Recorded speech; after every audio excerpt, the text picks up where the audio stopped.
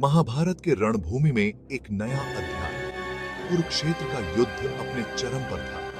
दोनों ओर वीर योद्धा अपने प्राणों की बाजी लगा रहे थे।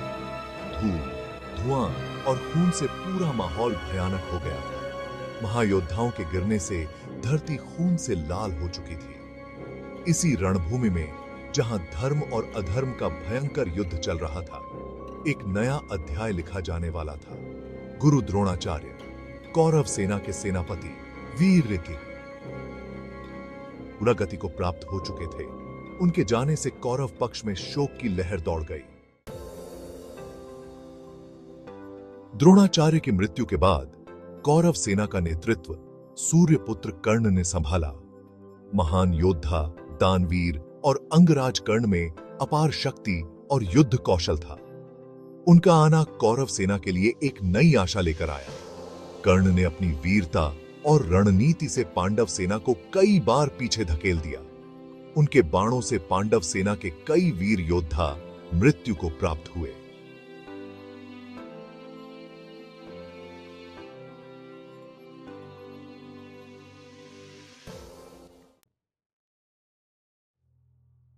अपने गुरु और अन्य वीर योद्धाओं की मृत्यु का बदला लेने के लिए अर्जुन ने प्रण लिया।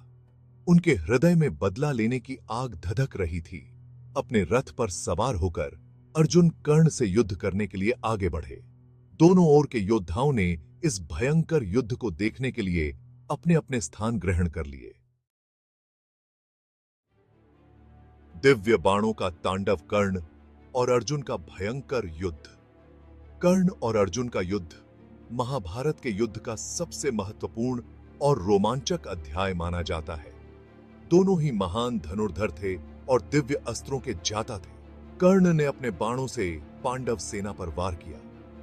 अर्जुन ने भी अपने दिव्य बाणों से कौरव सेना को भारी नुकसान पहुंचाया। दोनों योद्धाओं के बीच बाणों की बारिश होने लगी।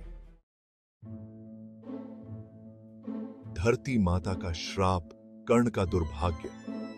युद्ध के दौरान कर्ण का रथ अचानक धरती में धंस गया। यह धरती माता का श्राप था, जो उन्हें उस समय याद आया जब उन्हें इसकी सबसे ज्यादा जरूरत थी। कर्ण ने अपने रथ को निकालने का बहुत प्रयास किया, लेकिन असफल रहे। अंतिम विजय, धर्म की स्थापना। असहाय और निहत्थे देखकर कर्ण ने अर्जुन से युद्ध नियमों का पालन करने का निवेदन किया, लेकिन श्री कृष्ण ने अर्जुन को याद दिलाया कि कर्ण ने स्वयं धर्म का पालन नहीं किया था। श्री कृष्ण के आदेश पर अर्जुन ने बाण चलाकर कर्ण का वध कर दिया। कर्ण की मृत्यु के साथ ही कौरव सेना का मनोबल टूट गया।